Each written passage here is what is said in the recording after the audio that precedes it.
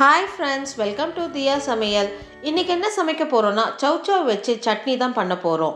சௌ சௌ வச்சு நீங்க கூட்டு பொரியல்னு செஞ்சு சாப்பிட்ருப்பீங்க. ஆனால் கொஞ்சம் டிஃப்ரெண்ட்டாக சௌ சௌ வச்சு சட்னி அரைச்சி இட்லி தோசைக்கு வச்சு சாப்பிட்டு பாருங்க. டேஸ்ட் சூப்பராக இருக்கும். சௌ சௌ சாப்பிடாதவங்க கூட விரும்பி சாப்பிடுவாங்க. வாங்க எப்படி செய்யறதுன்னு பார்க்கலாம். அதுக்கு முன்னாடி இப்போ தான் ஃபர்ஸ்ட் டைம் என் சேனலை பார்க்குறீங்கன்னா என் சேனலை சப்ஸ்கிரைப் பண்ணிவிட்டு பக்கத்தில் இருக்க பெல் ஐக்கானை கிளிக் பண்ணிவிட்டு வாங்க. ஃபஸ்ட்டு சட்னிக்கு தேவையானதை வதக்கி எடுத்துப்போம். ஒரு பேன் எடுத்துக்கோங்க. பேன் நல்லா சூடான பிறகு 1 டேபிள் ஸ்பூன் எண்ணெய் சேர்த்துக்கோங்க. எண்ணெய் சேர்த்து நல்லா சூடான பிறகு 1 ஸ்பூன் கடலைப்பருப்பு சேர்த்துக்கோங்க. 2 ஸ்பூன் உளுந்தப்பருப்பு சேர்த்துக்கோங்க. கடலைப்பருப்பும் உளுந்தும் சேர்த்து நல்லா வறுத்து விட்டுக்கோங்க. லைட்டாக செவக்கிற அளவுக்கு வறுத்து விட்டுக்கணும். கடலைப்பருப்பும் உளுந்தும் நல்லா வறுப்பட்டு லைட்டாக அதோடைய கலர் சேஞ்ச் ஆகி வருது. இப்போ இதில் 6 வரமிளகாவை சேர்த்துக்கோங்க. உங்கள் காரத்துக்கு ஏற்ற மாதிரி நீங்கள் கூடவோ குறைவோ சேர்த்துக்கோங்க. 6 பல்லு பூண்டு சேர்த்துக்கோங்க. ஒரு துண்டு இஞ்சி பொடிசாக நறுக்கி சேர்த்துக்கோங்க. அரை நெல்லிக்காய் சைஸுக்கு புளியை சேர்த்துக்கோங்க. எல்லாத்தையும் சேர்த்து ஒரு 30 செகண்ட் இந்த எண்ணெயில் நல்லா வறுத்து விட்டுக்கோங்க. 30 செகண்ட் நல்லா வறுத்து விட்டதில் எல்லாம் நல்லா செவந்து வந்திருக்கு. இப்போ இதில் 10லேருந்து 15 சின்ன வெங்காயத்தை முழுசாக சேர்த்துக்கோங்க. உங்ககிட்ட சின்ன வெங்காயம் இல்லைன்னா மீடியம் சைஸ் வெங்காயத்தை ரஃபாக கட் பண்ணி சேர்த்துக்கோங்க. சின்ன வெங்காயம் சேர்த்து நல்லா வதக்கி விடுங்க. நம்மளுக்கு கண்ணாடி மாதிரி மாறும் தெரியுங்களா, அந்த அளவுக்கு வதக்கி விட்டால் போதும். சின்ன வெங்காயம் நல்லா கண்ணாடி மாதிரி மாறுற அளவுக்கு நல்லா வதக்கி விட்டாச்சு. இப்போ இதில் ஒரு மீடியம் சைஸ் தக்காளியை ரஃபாக கட் பண்ணி சேர்த்துக்கோங்க. தக்காளி சேர்த்து ஒரு 15 செகண்ட் வதக்கி விட்டால் போதும்.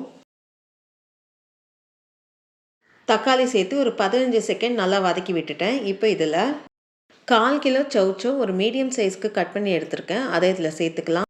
சட்னிக்கு தேவையான உப்பு சேர்த்துக்கோங்க. காயும் உப்பும் சேர்த்து நல்லா வதக்கி விடுங்க. ஒரு 30 செகண்ட் வதக்கி விட்டால் போதும்.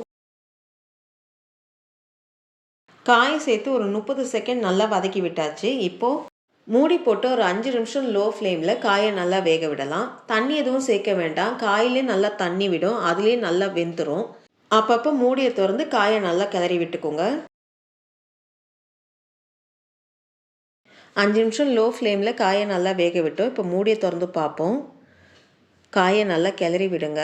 காயில் இருக்க தண்ணியெலாம் நல்லா ட்ரை ஆகி காய் நல்லா வெந்து வந்திருக்கு. காயை பொறுத்த வரைக்கும் ரொம்ப குழைய வேக வைக்கக்கூடாது. ஒரு 85% வேக வச்சா போதும். காயில் அந்த க்ரன்ச்சினஸ் கொஞ்சம் இருக்கணும். அப்போ தான் சட்னி வந்து ரொம்ப டேஸ்ட்டாக இருக்கும். இப்போ கடைசியாக அரைக்கை கொத்தமல்லி சேர்த்து ஒரு கலரி விடுங்க. கொத்தமல்லி நல்லா சுருண்டு வரும், அந்த அளவுக்கு வதக்கி விட்டால் போதும். கொத்தமல்லி நல்லா சுருண்டு வர அளவுக்கு நல்லா வதக்கி விட்டாச்சு. இப்போ அடுப்பு ஆஃப் பண்ணிவிட்டு இதை நல்லா ஆற விடுங்க.